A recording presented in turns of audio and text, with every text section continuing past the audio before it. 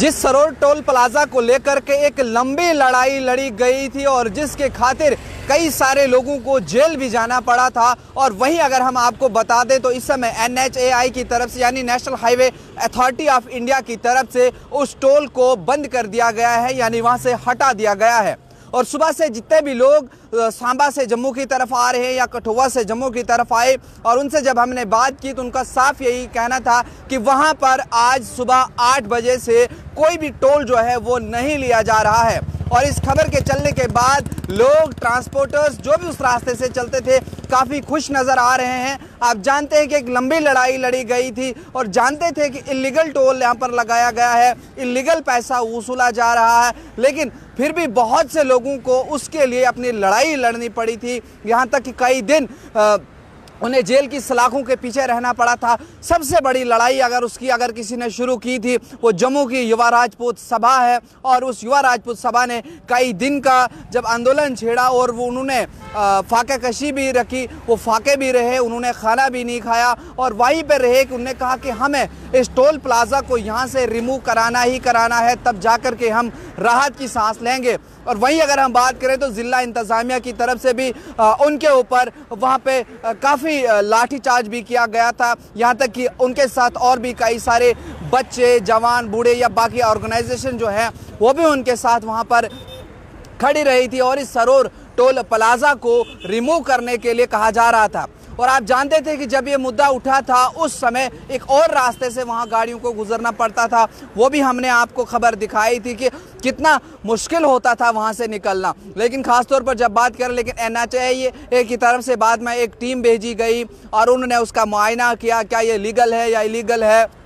उसके बाद नितिन गडकरी तक इस बात को जो है वो पहुंचाया गया। उन्होंने भी कहा था कि हम इस चीज़ का संज्ञान लेंगे, हमारी टीम, हमारे इंजीनियर्स वहां पर पहुंचेंगे। और कहीं ना कहीं वो इलीगल था। और आज इस 26 जनवरी के मौके पर ये गिफ्ट दिया गया उन सांबा के लोगों को कि आपको अगर जम्मू आना है अब आपको टोल नहीं देना पड़ेगा, कठुआ वाले लोगों को टोल नहीं देना पड़ेगा।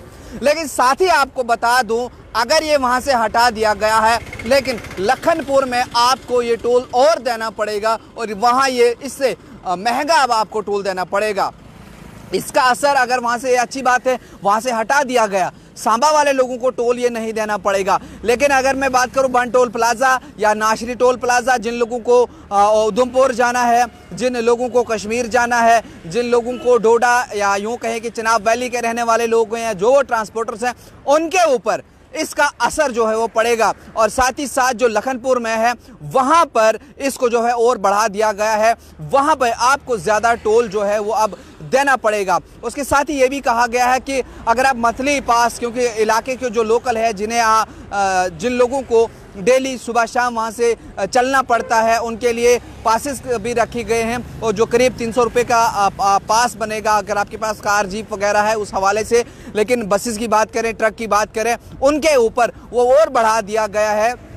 अब बहुत जल्द हम आपके साथ फिर जुड़ेंगे, विस्तार से हम आपके साथ इस चीज़ को रखेंगे कि टोल प्लाजा को अगर यहाँ से हटा दिया गया और आज हटा दिया गया, लेकिन इतने दिनों में जो वहाँ से पैसा लूटा गया, जो वहाँ पे टोल लिया गया है, वो कितना टोल आखिर आज तक वहाँ से लिया गया है, कितने करोड़ रुपया जो है वो उन लोगों से वहाँ पे वो लिया गया है।